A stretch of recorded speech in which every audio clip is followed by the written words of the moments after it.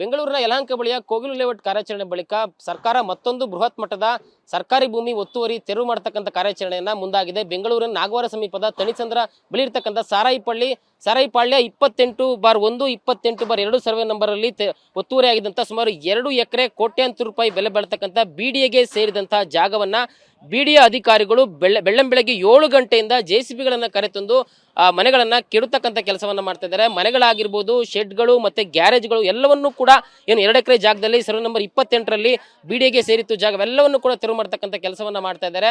ಏನು ಬೆಂಗಳೂರಿನ ಸಾರಾಯಿಪಾಳ್ಯದಲ್ಲಿ ಈ ಒಂದು ಜಾಗ ಏನಿತ್ತು, ಇಲ್ಲಿ ಒಂದು ನಿವಾಸಿಗಳು ಸುಮಾರು 20 ವರ್ಷಗಳಿಂದ ನೆಲೆಸಿದ್ರು ಅಂತಕ್ಕಂಥ ಒಂದು ಮಾಹಿತಿಯನ್ನ ಇಲ್ಲಿರ್ತಕ್ಕಂಥ ಅವರೇ ಕೊಡ್ತಾ ಇದ್ದಾರೆ. ನಮಗೆ ಯಾವುದೇ ರೀತಿಯ ಮಾಹಿತಿಯನ್ನ ಕೊಟ್ಟಿರಲಿಲ್ಲ, ನಮ್ಗೆ ಯಾವುದೇ ರೀತಿಯ ನೋಟಿಸ್ ಅನ್ನ ಕೊಟ್ಟಿರಲಿಲ್ಲ, ನಮಗೆ ಕೊಟ್ಟಿದ್ರೆ ಪರ್ಯಾಯ ವ್ಯವಸ್ಥೆಯನ್ನ ಮಾಡ್ಕೊಂತಾ ಇದ್ರಿ. ಆದ್ರೆ ಈ ರೀತಿ ಬೇಕಾಯಕಿ ಬಂದು ಮನೆಗಳನ್ನ ತೆರವು ಮಾಡಿದ್ರೆ ನಾವು ಪರ್ಯಾಯ ವ್ಯವಸ್ಥೆ ಏನ್ ಮಾಡ್ಕೊಬೇಕು, ನಾವು ಹೇಗ್ ಬದುಕಬೇಕು ಅಂತಕ್ಕಂಥ ಒಂದು ಆಕ್ರೋಶದ ಮಾತುಗಳು ಇಲ್ಲಿನ ನಿವಾಸಿಗಳಿಂದ ಕೇಳಿ ಬರ್ತದೆ. ಬಟ್ ಆದ್ರೆ ಅಧಿಕಾರಿಗಳು ಹೇಳ್ತಾ ಇರತಕ್ಕಂಥದ್ದು ಇದು ಪಿಡಿಎಗೆ ಸೇರಿದಂತಹ ಜಾಗ, ಇದು ಕೋರ್ಟ್ ಕೇಸಲ್ಲಿ ಇತ್ತು, ಮತ್ತೆ ಕೋರ್ಟ್ ತೀರ್ಪಿನ ಪ್ರಕಾರ ನಾವು ಬಂದು ತೆರವು ಕಾರ್ಯಾಚರಣೆಯನ್ನ ಮಾಡ್ತಾ ಇದ್ದೀರಿ ಅನ್ನೋ ಮಾಹಿತಿಯನ್ನ ಕೊಡ್ತಾ ಇದ್ದಾರೆ. ಸೊ ಬೆಳಗ್ಗೆಯಿಂದ ಶುರುವಾಗಿದಂತಹ ಒಂದು ಕಾರ್ಯಾಚರಣೆ ಇದು. ಅಧಿಕಾರಿಗಳ ಹೇಳ್ತಾ ಇರುವಂತದ್ದು ಸುಮಾರು 22 ಕಟ್ಟಡಗಳನ್ನ ನಾವು ತೆರವು ಮಾಡ್ತಾ ಇದ್ದೀರಿ ಅಂತ. ಆದ್ರೆ ಇಲ್ಲಿ ನಿವಾಸಿಗಳು ಹೇಳ್ತಾ ಇದ್ದಾರೆ ಸುಮಾರು 30ಕ್ಕೂ ಹೆಚ್ಚು ಮನೆಗಳನ್ನ ಇಲ್ಲಿ ನೆಲಸಮ ಮಾಡಲಾಗ್ತಾ ಇದೆ ಅನ್ನೋ ಒಂದು ಆಕ್ರೋಶದ ಮಾತುಗಳು ಇಲ್ಲಿ ಕೇಳಿ ಬರ್ತದೆ. ಒಟ್ಟಾರೆ ಏನು ಬೆಳಗ್ಗೆಯಿಂದಲೂ ಕೂಡ ಜೆಸಿಬಿಗಳ ಗರ್ಜನೆ ಜೋರಾಗಿಯೇ ನಡೀತಾ ಇದೆ.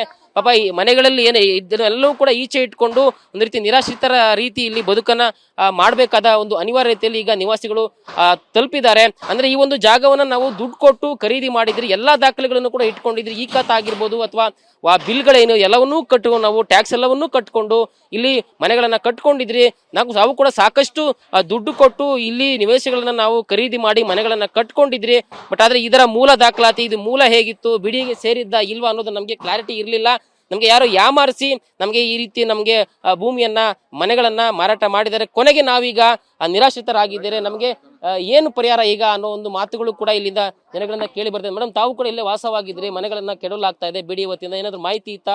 ಮಾಹಿತಿ ಏನು ನೋಟಿಸ್ ಬಂದಿರ್ಲಿಲ್ಲ, ಏನು ನಮ್ಗೆ ಇನ್ಫಾರ್ಮ್ ಮಾಡಿರ್ಲಿಲ್ಲ. ಮಾರ್ನಿಂಗ್ ಇಂದ ಶುರು ಮಾಡಿದ್ದಾರೆ, ಆ ಕಡೆ ಸೈಡ್ ಎಲ್ಲ ಮಾಡಿದಾರಂತೆ. ನಮ್ಮ ಮನೆಗೆ 1 ವಾರ ಟೈಮ್ ಕೊಡ್ತೀವಿ, ಓನರ್ ಹತ್ರ ಮಾತಾಡ್ಬಿಟ್ಟು ನೀವು ಏನಿದೆ ಸೆಟ್ಲ್ಮೆಂಟ್ ಮಾಡ್ಕೊರಿ ಅಂತ ಹೇಳಿದ್ರು. ಓಕೆ ಅಂತ ನಾವು ಇಲ್ಲೇ ವೇಟ್ ಮಾಡ್ಕೊಂಡಿದೀವಿ, ಅವ್ರದ್ದೆಲ್ಲ ಹೊಡಿತಾರೆ ನೋಡ್ಕೊಂಡಿದೀವಿ. ಅಷ್ಟು ಬೇಗ ನಮ್ಮನೇನು ಡಿಸ್ಟ್ರಾಯ್ ಮಾಡಿದ್ದಾರೆ ಅವರು. ಏನು ಒಂದು ವಸ್ತುನು ಹೊರಗೆ ತೆಗ್ದಿಲ್ಲ, ಏನಿಲ್ಲ. ಸಣ್ಣ ಮಕ್ಕಳಿದ್ದಾರೆ, ಅವ್ರ ಬಗ್ಗೆನು ಏನು ಕೇರ್ ಮಾಡ್ದಲೆ ಡೆಮಾಲಿಷನ್ ಮಾಡಿದ್ದಾರೆ. ಮೇಡಮ್, ಓಕೆ, ಈಗ ತಾವು ಇಲ್ಲೇ ಇದ್ರಿ, ತಮ್ಮನೂ ಕೂಡ ಹೋಗಿದೆ. ಈ ಜಾಗನ ಹೇಗ್ ಬಂತು ನಿಮ್ಗೆ, ಹೆಂಗ್ ಪಡ್ಕೊಂಡ್ರಿ ಅಂತ? ಹ್ಯಾಂಡಿಕ್ಯಾಪ್ ಪಾಪ ಇಟ್ಕೊಂಡಿದ್ದೀನಿ ನಮ್ ನೋಡು. ಇಲ್ಲೇ ಈ ಮನೆ ನಮ್ ಇದ್ದಿದ್ದು ನಮ್ಮಲ್ಲ. ನಿಮ್ ಜಾಗ ಹೆಂಗ್ ಬಂತಿದ್ಯಾ? ನಮ್ ಅಡ್ವಾನ್ಸ್ ಕಟ್ಟಿ ಬಂದಿದ್ರು. ಖರೀದಿ ಮಾಡಿದ್ದ ಜಾಗನ? ಇಲ್ಲ ಸರ್, ಬಾಡಿಗೆ ಬಂದಿದ್ರು ನಾವು. ಬಾಡಿಗೆ ಬಂದು ಇಲ್ಲಿ 10 ವರ್ಷ ಆಯ್ತು ಇಲ್ಲಿ ಬಂದು ಏರಿಯಾಗೆ.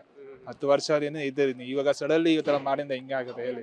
ಇವಾಗ ಇಲ್ಲಿ ಹೋಗ್ರಿ ನಾವಲ್ಲ, ಇಲ್ಲಿ ಆಚೆ ಎಲ್ಲ ಅಂತ ಹ್ಯಾಂಡಿಕ್ಯಾಪ್ ಪಾಪ ಇದೆ, ನಮ್ಮೆಲ್ಲ ಯಾರು ಫ್ಯಾಮಿಲಿ ಇಲ್ಲ ಇಲ್ಲಿ ಅಲ್ಲ, ಊರ್ ಬಿಟ್ಟು ಬಂದಿರೋದು. ಎಲ್ಲಿ ಹೋಗ್ಲಿ ನಾವು ಹೇಳಿ? ನಮಗೆ ಸಡನ್ಲಿ ಖಾಲಿ ಮಾಡೋದನ್ನ ಎಲ್ಲಿ ಹೋಗ್ಲಿ ನೀ ಹೇಳಿ? ಇವಾಗ ಚಿಕ್ಕ ಮಗು ನೋಡಿ, ಇದು ಹ್ಯಾಂಡಿಕ್ಯಾಪ್ ಪಾಪ, ಇದು ಏನು ಮಾತಾಡಲ್ಲ, ಏನಿಲ್ಲ, ಹಂಗೆ ಇರುತ್ತೆ. ಅದೇ ಪಾಪ, ಅದೇ ಮತ್ತೆ ಪ್ರಾಬ್ಲಮ್ ಇರುತ್ತೆ. ಸೊ ಒಟ್ಟಾರೆ ತೆರವು ಕಾರ್ಯಾಚರಣೆ ಅಂತೂ ಆಗ್ತಾ ಇದೆ. ಬಿಡಿ ಅಧಿಕಾರಿಗಳು ಬಿಡಿಗೆ ಸೇರಿದ ಜಾಗವನ್ನ ನಾವು ಬಿಡಲ್ಲ ಅಂತಕ್ಕಂಥದ್ದು. ಆದ್ರೆ ಇಲ್ಲಿರ್ತಕ್ಕಂಥ ಸ್ಥಳೀಯರು ಸುಮಾರು ವರ್ಷಗಳಿಂದ, ದಶಕಗಳಿಂದ ನಾವು ಕಟ್ಕೊಂಡಿದ್ದೀರಿ, ಬಟ್ ಈಗ ನಮ್ಮನ್ನ ತೆರವು ಮಾಡಿದ್ರೆ ನಾವು ಏನ್ ಮಾಡೋದು ಅನ್ನೋ ಮಾತುಗಳು ಇಲ್ಲಿಂದ ಜನರಿಂದ ಕೇಳಿ ಬರ್ತಾ ಇದೆ. ಕ್ಯಾಮರಾ ಪರ್ಸನ್ ಗುರುಚರಣ್ ಸಿಂಗ್ ಜೊತೆ ಲಕ್ಷ್ಮೀ ನರಸಿಂಹ, TV9 ಬೆಂಗಳೂರು.